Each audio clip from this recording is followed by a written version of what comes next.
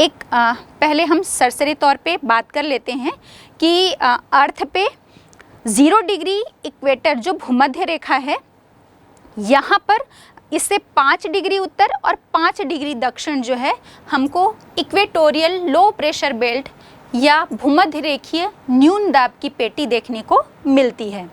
फिर हम जैसे ही ऊपर की तरफ जाते हैं, ट्रॉपिक ऑफ कैंसर और ट्रॉपिक ऑफ कैप्रिकॉर्न या लगभग 30 से 35 डिग्री अक्षांश उत्तर और दक्षिणी गोलार्ध पे, तो हम देख रहे हैं 30-35 उत्तर और 30-35 दक्षिणी अक्षांशों पे हमको उपोष्णकटिबंधीय उच्च दाब की पेटी देखने को मिलती है, मतलब सब ट्रॉपिकल हाई प्रेशर बेल्ट।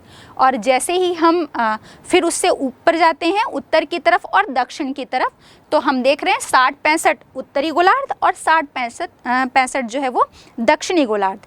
यहाँ पर हमको फिर से मिलता है सब पोलर लो प्रेशर बेल्ट या उपध्रुवीय निम्न दाब की पेटी। फिर हम लगभग 80 डिग्री से 90 डिग्री नॉर्थ पोल के पास उत्तर और 80 डिग्री से लेकर 90 डिग्री लगभग दक्षिणी गोलार्ध पोल के पास हम जाते हैं, तो यहाँ पर हमको फिर से पोलर हाई प्रेशर बेल्ट या ध्रुवीय उच्च दाब की पेटी देखने को मिलती है। तो हम यहाँ पर क्या देख रहे हैं कि हमको पहले लो प्रेशर, फिर हाई प्रेशर, फिर लो प्रेशर और उसके बाद फिर हाई प्रेशर देखने को मिल रहा है। इसके कारण हमको जानने होंगे कि ये वेरिएशन क्यों है, और ये जो पेटियां हम देख रहे हैं ये 2 प्रकार की होती हैं। 2 प्रकार की, नंबर 1 थर्मल और नंबर 2 डायनेमिक। मतलब 2 पेटियां जो है वो तापजन्य हो रही हैं और 2 पेटियां जो हैं वो गतिजन्य हो रही हैं। मैंने 2 कहा तो आपको यहाँ पर ध्यान देना होगा कि इक्वेटर से 5 डिग्री नॉर्थ और 5 डिग्री साउथ की हम बात कर रहे हैं, तो ये आपका इक्वेटोरियल लो प्रेशर बेल्ट जो है वो दोनों ही गोलार्धों में कॉमन है। तो ये इक्वेटोरियल लो प्रेशर बेल्ट बीच का कॉमन पेटी जो है या कॉमन बेल्ट जिसकी हम बात कर रहे हैं ये, और हम लगभग ध्रुवों की तरफ जा रहे हैं, तो ये हमारा पोलर हाई प्रेशर नॉर्थ में और पोलर हाई प्रेशर बेल्ट जो है साउथ में। ये दोनों हमारा थर्मल बेल्ट है या तापीय पेटी, या हम इसको कहते हैं तापजन्य पेटी है। मतलब ताप में अंतर के कारण ये हमारा क्रमशः लो प्रेशर या हाई प्रेशर बेल्ट बनता है। और बीच का जो सब ट्रॉपिकल आपका है हाई प्रेशर बेल्ट और सब पोलर लो प्रेशर बेल्ट, ये भी नदर्न हेमिस्फीयर में और हम देख रहे हैं सदर्न हेमिस्फीयर, ये दोनों में ही जो बेल्ट दिख रहा है हमको लो प्रेशर और हाई प्रेशर की, ये किसके कारण है? ये इसका रीज़न डायनेमिक है या गतिजन्य। गतिजन्य मतलब पृथ्वी की घूर्णन गति से उत्पन्न ये पेटी का निर्माण होता है। आइए अब हम इन पेटियों पर चर्चा कर लेते हैं।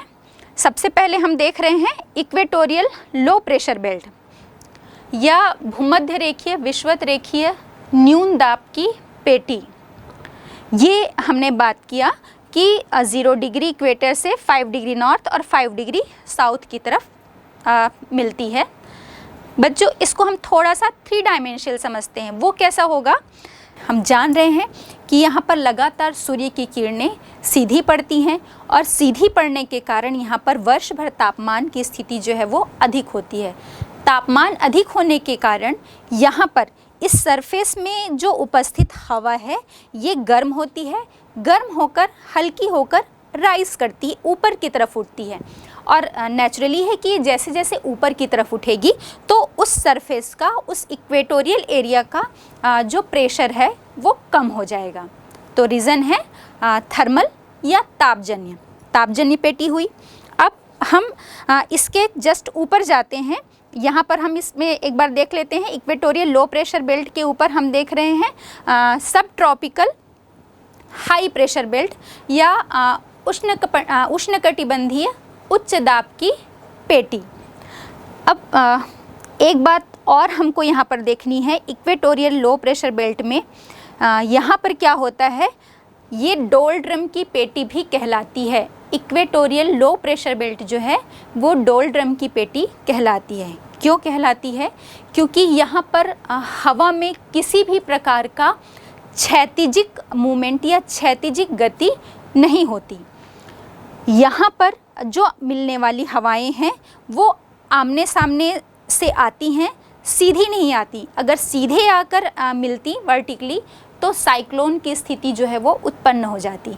ये आकर तिरछी मिलती हैं। तिरछी मिलने के कारण यहाँ पर हवा में किसी भी प्रकार का क्षैतिजिक मूवमेंट नहीं होता, क्योंकि ये इस एक लिमिट बन जाती है 0 डिग्री से 5 डिग्री नॉर्थ और 5 डिग्री साउथ के बीच में। आप हम इस ग्लोब से भी समझ सकते हैं, ये ग्लोब है और यहाँ पर हम जो इक्वेटर की स्थिति देख रहे हैं, तो इस इक्वेटर में वहाँ से उसके लगभग 30-35 उत्तर और लगभग 30-35 दक्षिण से हम जैसे ही आ रहे हैं तो यहाँ से दक्षिण की ट्रेड और इधर से उत्तर की ट्रेड जो है वो आमने सामने आती है, लेकिन वो बिल्कुल इक्वेटर तक नहीं पहुँच पाती, क्योंकि वहाँ पर उसका टेम्परेचर जो है वो अधिक है, तापमान अधिक है, जिसके कारण ये यहाँ पर लगभग 5 डिग्री आकर ये ऊपर की तरफ उड़ जाती है। अभी हमने कहा था कि यहाँ पर का टेम्परेचर अधिक होता है, जिससे सरफेस के गर्म होने के कारण यहाँ से लगी हवा जो है वो ऊपर की तरफ उठती है। तो ये यहाँ तक आई और ये ऊपर की तरफ राइज करने लगी।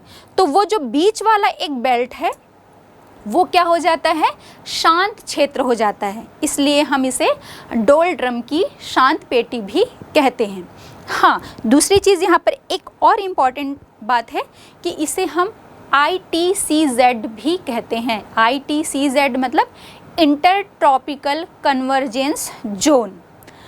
हमको पता है कि इक्वेटर से ट्रॉपिक ऑफ कैंसर और ट्रॉपिक ऑफ कैप्रिकॉर्न, इस बीच का जो क्षेत्र होता है इसे हम ट्रॉपिकल एरिया या ट्रॉपिकल जोन कहते हैं।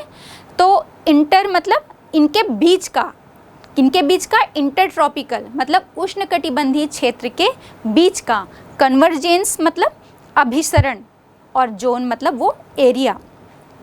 तो ये ITCZ क्या होता है? अभी मैंने बात की थी कि लगभग ट्रॉपिक ऑफ कैंसर और ट्रॉपिक ऑफ कैप्रिकॉर्न की तरफ से नदर्न हेमिस्फीयर में आपकी नॉर्थ की ट्रेड और सदर्न हेमिस्फीयर में आपकी साउथ की ट्रेड दोनों आती है और आपस में मिलती है। आपस में मिल रही है मतलब तिरछी आ रही है और यहाँ तक पहुँचने के बाद ये ऊपर की तरफ राइज करने लगती है। तो ये दोनों क्या कर रही हैं? आमने सामने उनमें कन्वर्ज हो रही हैं, अभिसरण हो रहा है।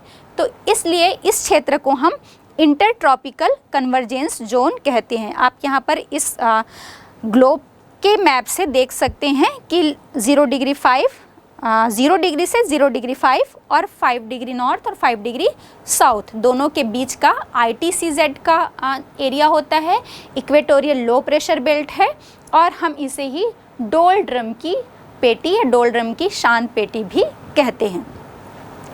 अब हम ऊपर चलते हैं, उपोष्णकटिबंधीय उच्च दाब की पेटी। आप देख रहे हैं लगभग 30 से 35 डिग्री नॉर्थ और वही स्थिति होगी आपके सदर्न हेमिस्फीयर में भी, जिसे हम कहते हैं सब ट्रॉपिकल हाई प्रेशर बेल्ट। अब ये हाई प्रेशर बेल्ट क्यों है? यहाँ क्या होती है स्थिति? हम फिर से इसे अपने इस ग्लोब के माध्यम से समझ सकते हैं। पृथ्वी घूम रही है अपने अक्ष पर और यहाँ पर से जो इस इक्वेटर वाले एरिया से जो हवा ऊपर की तरफ उठ रही है, हम इसे 3 डायमेंशनल समझना होगा, क्योंकि ये एक पूरी गोल जो पृथ्वी है, ग्लोब जिसे हम कह रहे हैं, उसमें चारों तरफ से हवाएं जो हैं वो राइज कर रही हैं, ऊपर की तरफ उठ रही हैं। तो ये इक्वेटर के पास से ऊपर की तरफ उठेगी और ऊपर जाने पे आपके एटमॉस्फेयर में कहाँ तक ऊपर जाएगी? ये ट्रोपोस्फियर या क्षोभ मंडल तक। और जैसे ही ये राइज करके क्षोभ मंडल तक पहुँची, उसके बाद ये अपने 2 डायरेक्शन में मुड़ जाती हैं। हम इसमें भी देख सकते हैं, एक उत्तर की तरफ चली जाएगी और एक जो है वो क्रमशः दक्षिण की तरफ चली जाती है। और यहाँ पर आके चूँकि इस स्थिति में ये हवा जो है बहुत ठंडी हो चुकी होती है, तो अब ये और ऊपर नहीं जाएगी। अब ये इसी लगभग 30-35 डिग्री अक्षांश उत्तर की तरफ और 30-35 डिग्री अक्षांश दक्षिण की तरफ उतरती है। तो चूँकि यहाँ पर हवा उतर रही है लगातार, इसलिए यहाँ पर क्या होता है, हाई प्रेशर, उच्च वायु दाब की स्थिति निर्मित हो जाती है। तो ये हमारा क्या हो गया, सब ट्रॉपिकल हाई प्रेशर बेल्ट। इसे हम इस लगभग 30-35 डिग्री अक्षांश को हॉर्स लैटिट्यूड या अश्व अक्षांश के नाम से भी जानते हैं। अश्व अक्षांश क्या है? अश्व अक्षांश पहले के ज़माने में क्या होता था, आप शायद पुराने पिक्चर्स पे देखते होंगे कि जो हाथ से नाव चलाई जाती थी, पतवार से जब हम नाव को खींचते थे तो उसमें क्या होता था, कपड़े का एक कवर बना हुआ होता था, बना दिया जाता था नाव पे, और वो कपड़े के कवर में हवा भर जाती थी और उस डायरेक्शन पे वो नाव जो है चली जाती थी। वो हेल्प करती थी, जो हाथ से नाविक जो पतवार से खींच रहे हैं नाव को, तो हवा का डायरेक्शन उसमें हेल्प करता था।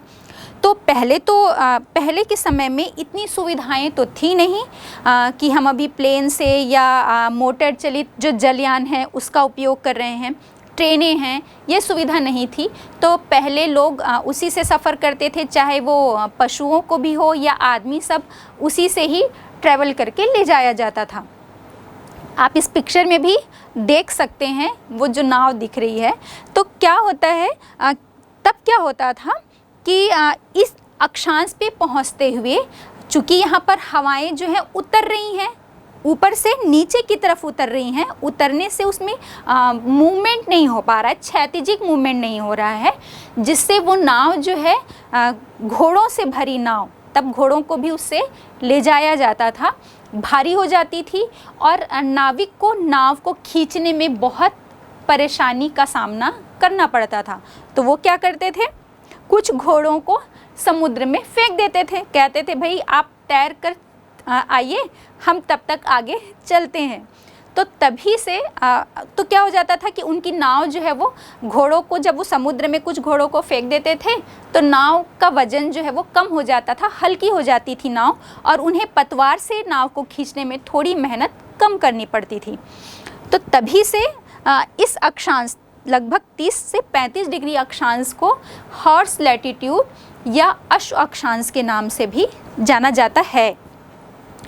अब हम क्रमशः फिर ऊपर की तरफ आते हैं। तो आप देख रहे हैं हमको यहाँ पर सब पोलर लो प्रेशर बेल्ट दिख रहा है या विषुवत रेखीय निम्न दाब की पेटी। यहाँ पर मैं आपको एक बात बताना चाहूँगी, ये जो है इसका रीज़न इस बेल्ट का, ये दोनों बेल्ट का, चाहे वो सब ट्रॉपिकल हाई प्रेशर बेल्ट हो या सब पोलर लो प्रेशर बेल्ट हो, ये दोनों मैंने भी बताया था कि इनका रीज़न जो है इस बेल्ट का डायनेमिक है। पृथ्वी की घूर्णन गति से उत्पन्न ये पेटी है। क्या होता है, यहाँ पर सेंट्रीफ्यूगल फोर्स या अपकेंद्रीय बल के कारण ये दोनों जो हैं पेटियाँ निर्मित होती हैं। अब अपकेंद्रीय बल क्या है, हम बार बार ये बात कह रहे हैं कि पृथ्वी अपने अक्ष पर घूम रही है, तो उसके अपने अक्ष पर घूमने के कारण उस पर सेंट्रीफ्यूगल फोर्स जो है वो उत्पन्न होता है। अब केंद्रीय बल क्या होता है, कोई भी घूमती हुई चीज़ पर ये सेंट्रीफ्यूगल फोर्स लगता है। इसे हम छोटे से एग्जाम्पल से समझ सकते हैं। जैसे आप सामने यहाँ पर देख रहे होंगे, एक छोटी बच्ची अपना फ्रिल वाला, घेर वाला फ्रॉक पहनकर अपनी गोल गोल घूम रही है। इसके गोल गोल घूमने से क्या हो रहा है कि इसकी बॉडी पे ये फ्रॉक लगी हुई है और उसकी बॉडी जो है वो गोल गोल मूवमेंट कर रही है।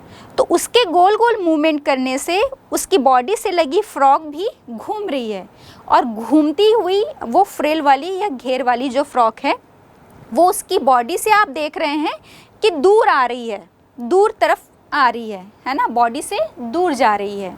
अब केंद्रीय, हमको इस शब्द से ही एहसास हो रहा है दूरी का, तो इसे हम कहते हैं अपकेंद्रीय बल।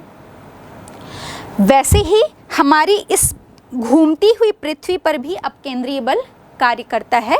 और हमने अभी चर्चा की थी कि हमारी पृथ्वी घूम रही है और इसके घूमने के कारण ठीक वैसे ही जैसे इस बच्ची की बॉडी से लगा, ये बच्ची की बॉडी घूम रही थी और उस बच्ची की बॉडी से लगा हुआ उसका फ्रॉग भी घूम रहा है, वैसे ही हमारी अर्थ घूम रही है और हमारी अर्थ के घूमने से उससे लगा हुआ उसका जो एटमॉस्फेयर है वो भी उसके साथ साथ मूवमेंट कर रहा है। अब मूवमेंट कर रहा है तो ठीक इसी तरह जैसे इस बच्ची का जो फ्रॉग उससे दूर हट रहा है, वैसे ही इस अर्थ से लगा हुआ एटमॉस्फेयर या हवा जो भी है वो उससे दूर हटती है। ये सेंट्रीफ्यूगल फोर्स जो है वो इक्वेटर पे सबसे ज़्यादा होता है और पोलर पे बिल्कुल नॉमिनल या नहीं के बराबर होता है। तो आप कहेंगे कि ये सेंट्रीफ्यूगल फोर्स तो हमारे इक्वेटर पे भी काम करना चाहिए और सब ट्रॉपिकल हाई प्रेशर बेल्ट पे भी करना चाहिए, करता है। अभी हम देखते हैं यहाँ पर सब पोलर लो प्रेशर बेल्ट आते तक भी सेंट्रीफ्यूगल फोर्स इतना होता है कि वो वहाँ पर उस एटमॉस्फेयर पे लगी हुई या सरफेस पे लगी हुई हवा को ऊपर की तरफ उठाता है या अपने से दूर फेंकता है। तो यहाँ पर भी इस अर्थ के माध्यम, ग्लोब के माध्यम से हम देख सकते हैं कि आपका ये जो सब polar high pressure low pressure belt है, यहाँ पर क्या हो रहा है, इसके घूमने से यहाँ पर भी सेंट्रीफ्यूगल फोर्स काम कर रहा है और सेंट्रीफ्यूगल फोर्स के काम करने से इससे लगी हुई जो हवा है वो इससे क्या हो रही है, राइज कर रही है, दूर हट रही है और दूर हट के ये ऊपर की तरफ राइज कर रही है, इधर से भी राइज कर रही है, इधर से भी राइज कर रही है। अब इसके राइज करने या ऊपर उठने से क्या हो रहा है, यहाँ पर तो लो प्रेशर होगा, अब ये उस हाइट तक जाएगी जहाँ तक लगभग हम बात कर रहे हैं कि हवाएं जो है वो ट्रोपोस्फियर तक ही ऊपर उठ पाती हैं, क्योंकि वहाँ उस सीमा तक पहुँचते पहुँचते वो इतनी ठंडी हो जाती है, ठंडी होने के कारण वो भारी हो जाएगी कि वो और ऊपर चढ़ नहीं पाती और वो कोई भी भारी चीज़ उसमें नीचे बैठने की प्रवृत्ति होती है। तो एज इट इज़ हवा भी ट्रोपोस्फियर तक पहुँचकर फिर अपने दाएँ मुड़ जाती है और दो ब्रांच में, एक जो है वो सब ट्रॉपिकल लो प्रेशर बेल्ट, देखिए यहाँ पर इस ग्लोब पे यहाँ से ऊपर उठी हुई जो हवा है सब पोलर लो प्रेशर बेल्ट से हवा उठ रही है, राइज कर रही है, इधर से राइज कर रही है, यहाँ से ये राइज करके एक जो चली गई आपके पोलर की तरफ, ध्रुवों की तरफ आ गई और एक जो है वो आपकी कहाँ पर आएगी, सब ट्रॉपिकल लो प्रेशर बेल्ट पर उतरेगी। तो यहाँ पर क्या हो जाती है स्थिति, लो प्रेशर की, प्रेशर यहाँ पर कम हो जाता है। तो अभी हमने बात की थी कि भाई ये जो सेंट्रीफ्यूगल फोर्स है वो तो आपके इक्वेटर पे भी काम करेगा और सब ट्रॉपिकल जोन पे भी या सब ट्रॉपिकल बेल्ट पे भी काम करेगा, करता है। लेकिन हमने ITCZ की बात की थी, तो यहाँ पर इक्वेटोरियल लो प्रेशर बेल्ट जो हम देख रहे हैं, यहाँ पर इसका मेन रीज़न या मेन इफ़ेक्ट जो है वो थर्मल होता है और यहाँ से जो ऊपर उठी हुई हवा है ये सब ट्रॉपिकल लो हाई प्रेशर बेल्ट पे उतरती है। तो सब ट्रॉपिकल हाई प्रेशर बेल्ट पे भी सेंट्रीफ्यूगल फोर्स या अपकेंद्रीय बल कार्य करता है, लेकिन यहाँ से हवा जो है ऊपर उठती हुई हवा अपकेंद्रीय बल के कारण, यहाँ हम इससे समझ सकते हैं कि अपकेंद्रीय बल के कारण इससे ऊपर उठी हवा ऊपर इसलिए नहीं उठ पाती है क्योंकि ऑलरेडी यहाँ पर इक्वेटोरियल लो प्रेशर बेल्ट से हवाएं जो हैं वो नीचे की तरफ उठ रही हैं। तो कोई भी चीज़ जो ऊपर की तरफ आना चाह रही है उसको कौन दबा दे रहा है, इक्वेटोरियल लो प्रेशर बेल्ट से आई हुई हवा। और same equatorial low pressure belt पे भी होता है, वहाँ पर से भी हवा जब राइज करके ऊपर उठती है, ट्रोपोस्फियर तक आ रही है, तो वहाँ से वो नीचे की तरफ वहीं बैठ सकती है, लेकिन वो नीचे इसलिए नहीं बैठ पा रही है क्योंकि वहाँ पर कंटिन्यूएशन में टेम्परेचर हाई है और उस तक जो हवा पहुँच रही है उसका टेम्परेचर भी बढ़ रहा है और वो लगातार राइज कर रही है, लगातार राइज कर रही है, लगातार ऊपर की तरफ उठ रही है। तो ये ऊपर उठती हुई हवा जो वहाँ से नीचे बैठती हवा है उसको पुश करती है, धक्का देती है और वहाँ पर नीचे की तरफ बैठने नहीं देती। जिसके कारण यहाँ पर से उठी हवा इसी एरिया में नहीं आ पाती और मजबूरन उसको सब ट्रॉपिकल हाई प्रेशर बेल्ट के पास नीचे उतरना पड़ता है। ठीक स्थिति सब पोलर लो प्रेशर बेल्ट में भी है। यहाँ से भी इस हम देख रहे हैं सब पोलर लो प्रेशर बेल्ट से भी हवा जो है वो राइज कर रही है।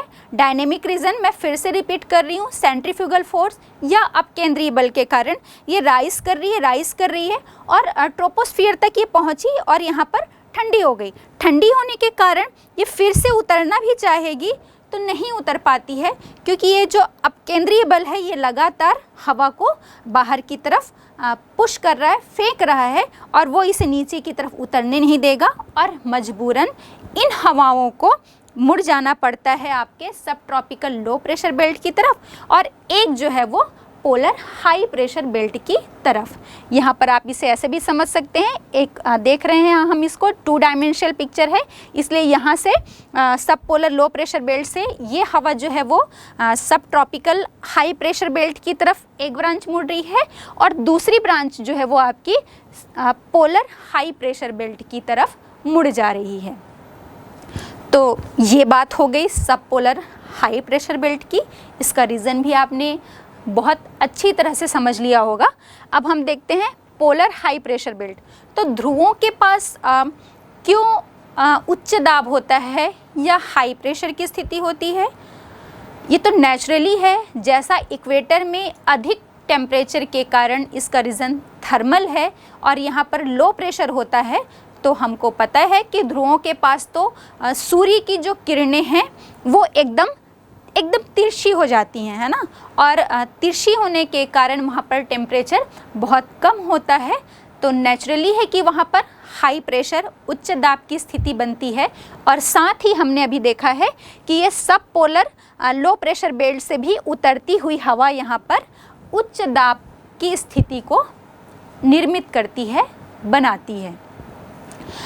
अब हमने ये कुल 7 पेटियाँ देख ली एयर प्रेशर की या प्रेशर बेल्ट्स 7 देखे हमने और हमने इसमें यह भी देखा कि कुछ जो पेटियां हैं वो थर्मल हैं और कुछ जो हैं वो डायनेमिक हैं और क्यों हो रही हैं। ये वर्ष भर जो है एक समान इन पेटियों या इन बेल्ट्स की जो स्थिति है वो हमेशा एक समान नहीं होती है। क्यों नहीं होती है? क्योंकि जब सूर्य तप की मात्रा हमारे नदन और सदन हेमिस्फीयर हम देख पा रहे हैं, इसमें कभी सूर्य जो है उसकी स्थिति उत्तरायण की हो रही है और कभी उसकी स्थिति जो है वो दक्षिणायन की हो रही है। तो इस उत्तरायण और दक्षिणायन की स्थिति के ही कारण थर्मल बेल्ट खिसकेगा और थर्मल बेल्ट खिसकने के कारण हमारा प्रेशर बेल्ट भी जो है वो खिसक जाता है। अब इसी में मैं आपको बताती हूँ कि इक्वेटोरियल लो प्रेशर बेल्ट में हम देखे थे यहाँ पर ITCZ हमने बात की थी, इंटर ट्रॉपिकल कन्वर्जेंस जोन, अंतरा उष्णकटिबंधीय अभिसरण क्षेत्र। ऐसा क्षेत्र जहाँ पर 2 चीज़ें आपस में मिल रही हैं। क्या मिल रही हैं? हमने चर्चा की थी कि नॉर्थ की व्यापारिक हवा और दक्षिण की व्यापारिक हवाएं दोनों आपस में एक दूसरे की तरफ आती हैं, तिरछी रूप में आती हैं, है ना। तो जिसके कारण ये दोनों एक दूसरे से कन्वर्ज कर रही हैं, इस कारण इसका नाम पड़ा है इंटर ट्रॉपिकल कन्वर्जेंस जोन। और वो इस तरफ क्यों आती हैं? क्योंकि यहाँ पर इनको लो प्रेशर, निम्न दाब की स्थिति देखने को मिलती है। यहाँ पर एक बात आपको बहुत अच्छी तरह से ध्यान में रखना पड़ेगा। एयर प्रेशर का अध्ययन करना, वायु दाब हमारे लिए इसलिए महत्वपूर्ण हो जाता है कि मौसम की जो जितनी भी घटनाएं हैं, चाहे वो तूफान हो, चक्रवात हो, हवाओं का चलना हो, ये सब जो है वो प्रेशर पे डिपेंड करता है। हवाएं हमेशा उच्च दाब से निम्न दाब की तरफ चलती हैं, ये बात आपको नोट करके रखना पड़ेगा। हवाएं हमेशा हाई प्रेशर से लो प्रेशर की तरफ चलती हैं। ये क्यों होता है? ये तो हमारे साथ भी होता है कि अगर हम बहुत ज़्यादा कहीं किसी जगह पे बहुत भीड़ भाड़ वाली जगह पे खड़े होते हैं तो हमको एक सफोकेशन जैसा फील होता है, क्योंकि वहाँ पर प्रेशर बहुत ज़्यादा होता है और हम कोशिश करते हैं कि उस बहुत भीड़ वाली जगह से एक खाली स्पेस हमको यदि कहीं पर भी मिलता है तो हम वहाँ पर जाना पसंद करते हैं, क्योंकि वहाँ पर लोगों का प्रेशर, उस भीड़ का जो प्रेशर है, क्राउड का जो प्रेशर है वो वहाँ पर कम होता है। इसको आप ऐसे भी एक बात और हम चर्चा कर लेते हैं। हमने भी कहा था कि हवा का जो दबाव है, वजन होता है, उसका एक भार होता है जिसका प्रेशर हमारे ऊपर पड़ता है। तो क्या आपने कभी सोचा है कि ये हमें महसूस क्यों नहीं होता? मुझे तो महसूस नहीं हो रहा, क्या आपको महसूस हो रहा है? नहीं हो रहा है। वो इसलिए महसूस नहीं होता, इस एयर का प्रेशर जो है, क्योंकि एटमॉस्फेयर का प्रेशर जितना बाहर है, हमारी बॉडी, इस शरीर के अंदर भी तो हवा है, वो भी अपना एक प्रेशर डालती है। और प्रेशर कैसा प्रेशर डाल रही है? काउंटर प्रेशर डाल रही है, काउंटर फोर्स लगा रही है। तो दोनों में बैलेंस बना हुआ रहता है, बॉडी के अंदर का प्रेशर और बाहर का प्रेशर। इसलिए ये हमें फील नहीं होता, महसूस नहीं होता कि हवा का कोई वजन या भार हमारे ऊपर पड़ रहा है। हाँ, आपने ये चीज़ देखी होगी, ये हमें तब महसूस होता है जब हम किसी पर्वत की चोटी पर चढ़ रहे हैं या बहुत ऊंचाई पर जा रहे हैं। तो बहुत ऊंचाई पर जाने से ये जो बैलेंस है, किसका बैलेंस? प्रेशर का, बॉडी के अंदर का प्रेशर और एटमॉस्फेयर का प्रेशर, ये दोनों का बैलेंस जो है वो गड़बड़ हो जाता है। गड़बड़ कैसे होता है? क्योंकि हमारी बॉडी के अंदर का प्रेशर तो एज इट इज़ रहेगा कि या तो हम किसी भी छत के नीचे खड़े हों या फिर छत से बाहर, मतलब कमरे से बाहर हम किसी खुली जगह पर चले जाएं। ऐसा नहीं है भाई कि हम किसी कमरे के अंदर खड़े हैं जहाँ पर ऊपर में छत है, तो वहाँ पर हमारा एयर प्रेशर हमारे ऊपर अधिक होगा और हम जैसे ही कमरे से बाहर निकलेंगे तो प्रेशर की जो स्थिति है वो कम हो जाएगी। ऐसा नहीं है, क्योंकि एटमॉस्फेयर का प्रेशर सिर्फ हमारे सिर के ऊपर ही नहीं, हमारे सराउंडिंग चारों तरफ होता है। इसलिए इसकी स्थिति में बदलाव नहीं आता, चाहे आप कमरे के अंदर रहें या कमरे के बाहर। और इसीलिए ये जो इंस्ट्रूमेंट होते हैं, बैरोमीटर जो होते हैं, यंत्र जिससे हम एयर प्रेशर का मेज़रमेंट करते हैं, वो हमेशा बंद कमरों में ही रखे होते हैं। खुली जगह पे रखेंगे तो धूप से, हवा से वो ख़राब होने का उनका डर रहता है। हाँ, अभी हमने बात की थी कि हमें महसूस नहीं होती। महसूस होती है, महसूस तब होती है जब हम किसी पर्वत की ऊंची चोटी पर चढ़ रहे हैं। तो कोई पर्वतारोही ऊपर की तरफ जा रहा है या हम ही किसी भी पर्वत की ऊंचाई पर जा रहे हैं, चोटियों पर, तो आप देखेंगे हमको ब्रीदिंग प्रॉब्लम होने लगती है, सांस लेने में तकलीफ़ की समस्या हमको आती है। किसके कारण आती है? क्योंकि हमारी बॉडी का जो प्रेशर है वो तो एज इट इज़ है, लेकिन हाइट पे जाने पे एटमॉस्फेरिक प्रेशर, वायुमंडल का जो दाब है वो कम होता है। तो ये बैलेंस जो है वो बिगड़ जाने के कारण हमको ये प्रॉब्लम होती है। ये परिणाम है, किस चीज़ का परिणाम है? वायु दाब के कम होने का। दूसरी स्थिति हम इसमें और एक एग्जाम्पल ले सकते हैं कि अगर हम हाइट पे जा रहे हैं और हम फाउंटेन पेन रखे हुए हैं तो उसमें लीक होने लगती है वो पेन। क्यों? क्योंकि वो तब तक उसकी इंक अंदर थी कि पेन के अंदर का प्रेशर और उसके बाहर का एटमॉस्फेरिक प्रेशर, ये दोनों इक्वल था। लेकिन जैसे ही एटमॉस्फेयर का प्रेशर कम हो गया तो वो इंक कहती है बाहर की तरफ, क्योंकि उसको प्रेशर कम मिल रहा है बाहर, मैं आऊँ, और वो लीक करने लगती है। अभी हमने एग्जांपल दिया था ना कि एक क्राउड से हट के हम थोड़ी सी स्पेस वाली जगह पे जाना पसंद करते हैं, तो ऐसा सबके साथ होता है। दूसरा एग्जांपल कि हम सेम फाउंटेन पेन जैसा ही कि हम हाइट पे जा रहे हैं, कोई भी पर्वतारोही या कोई भी व्यक्ति अगर हाइट पे, ऊंचाई पे जा रहा है तो उससे नाक से ब्लीडिंग की प्रॉब्लम होने लगती है। ये भी किस लिए हो रहा है? क्योंकि हमारे जो ब्लड नर्व्स हैं, वेंस जो हैं, वो प्रेशर से अंदर ही ब्लड उसमें रहता है, लेकिन जैसे ही बॉडी का जो प्रेशर है अंदर का वो तो वैसा ही है, लेकिन बाहर का जो प्रेशर है वो कम होता है, तो फिर वो ब्लड जो है जहाँ पर प्रेशर उसको कम मिल रहा है वो बाहर आती है और हमको इसका रिजल्ट या परिणाम रूप में देखने को मिलता है कि हमारे नाक से जो है वो ब्लीडिंग हो रही है। तो ये कुछ परिणाम हैं। परिणाम के रूप में हमको तब महसूस होता है वायुमंडलीय दाब जो है वो कम हो रहा है। तो ये हमने देख लिया। अब अभी हमने बात की कि भाई ये प्रेशर बेल्ट जो हैं वो एक समान नहीं रहते हैं, इनमें खिसकाव होता है। खिसकाव किसके कारण होता है? सूर्य की उत्तरायण और दक्षिणायन की स्थिति के कारण। जो ITCZ की बेल्ट है जो आपके 0 से 5 डिग्री नॉर्थ और 5 डिग्री साउथ के बीच में है, ये 5 डिग्री नॉर्थ और 5 डिग्री साउथ ITCZ शिफ्ट कर जाती है लगभग 30 से 35 डिग्री, या मैं ये कहूँ लगभग ट्रॉपिक ऑफ कैंसर के पास। कब? कर्क रेखा के पास कब चली जाएगी?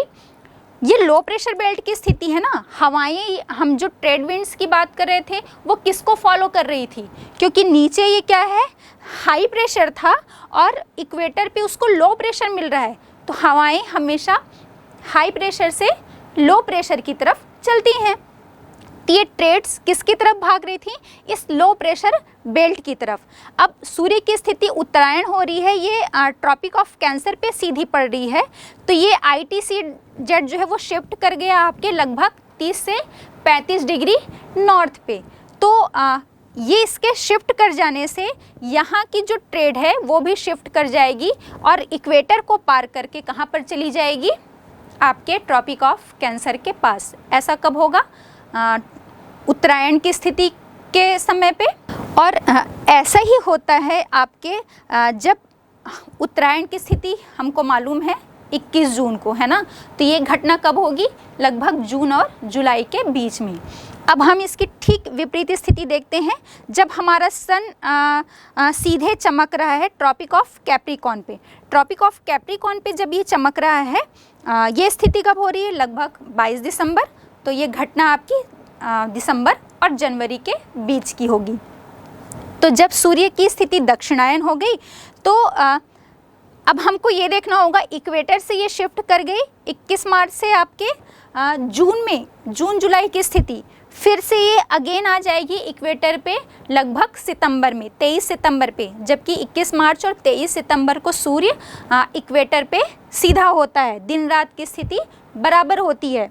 फिर ये मूव करेगा, इसका सफ़र जो है वो दक्षिण की तरफ होगा सूर्य का, और वो कहाँ तक जाएगा? ट्रॉपिक ऑफ कैप्रिकॉर्न तक। और लगभग 22 दिसंबर, या मैं ये कहूँ कि ये घटना जो है दिसंबर से जनवरी के बीच हो रही है, जब सूर्य की स्थिति दक्षिणायन हो गई है।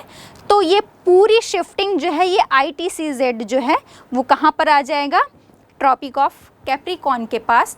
तो प्रेशर बेल्ट्स जो हैं वो सूर्य की उत्तरायण और दक्षिणायन स्थिति के कारण इनमें खिसकाव होता है, और ये लगभग 5 से 10 डिग्री जो है उत्तरायण की स्थिति में उत्तर की तरफ खिसक जाती हैं, और दक्षिणायन की स्थिति में लगभग 5 से 10 डिग्री दक्षिण की तरफ खिसक जाती हैं।